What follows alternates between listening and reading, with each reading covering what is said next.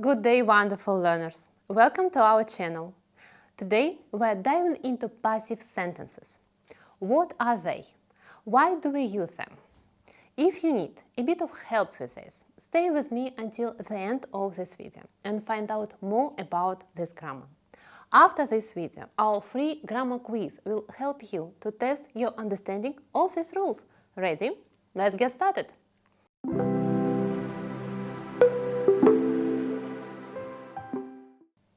In everyday English, we usually use active forms to say what someone does.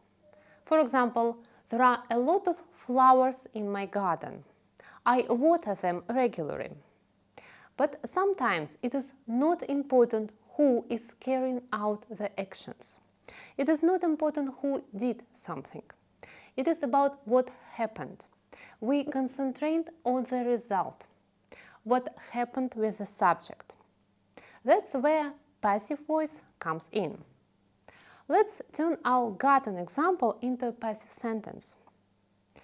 Our active form: I water flowers in the garden. Our passive form: the flowers are watered in the garden regularly. See? We focus on the flowers, not on who is watering them. What do we have here? To form the passive voice, we need to put the verb to be into the correct tense and put the main verb into the third form or use the past participle. When we use the passive, who or what causes the action is often unknown or not important. But if we want to say who does or what causes the action, we use by. For example, the flowers are watered in the garden regularly by me. Let's look at a few examples together and see how to make passive forms in different tenses. And let's start with the present simple. He walks with the dog every morning. The dog is walked every morning. To form passive voice in the present simple, we use am, is, are, plus the past participle. The past simple. He walked with the dog yesterday. Passive form. The dog was walked yesterday. In the past simple, we use was or were plus the past participle. Present continuous.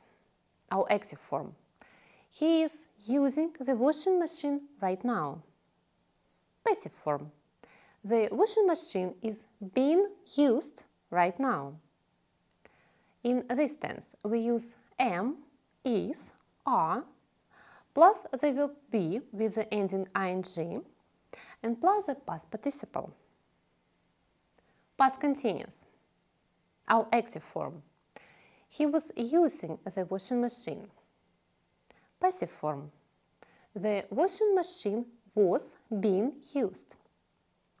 In this tense, we use was or were plus the verb be with the ending ing and plus the past participle. The present perfect. Active form. They have just cleaned the house. The passive form. The house has just been cleaned by them. In this tense, we put the word been between have or has and the past participle. The past perfect. They had cleaned the house before the guest arrived. The house had been cleaned before the guest arrived. In this tense, we put been between had and the past participle. Future simple.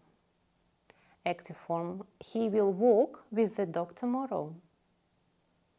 Our passive form. The dog will be walked tomorrow. You can even use passive voice with modal verbs. Here's how. They must clean the house more often. The house must be cleaned more often. Passive voice with infinitives and gerunds. He needs to walk with the dog regularly. The dog needs to be walked regularly. They enjoy washing the dog. The dog enjoys being washed. That's it. You now have a clear picture of how to use the passive forms in different tenses and structures. Remember, the passive forms require the verb to be, and the main verb is always in the third form or the past participle. I hope this was a helpful explanation. And to check this, please follow the link in the video description to do the free grammar quiz to see if you understand this grammar correctly. Thank you for watching, and if this video was helpful for you, please don't forget to like and subscribe to our channel, as it is much appreciated. Thank you and goodbye!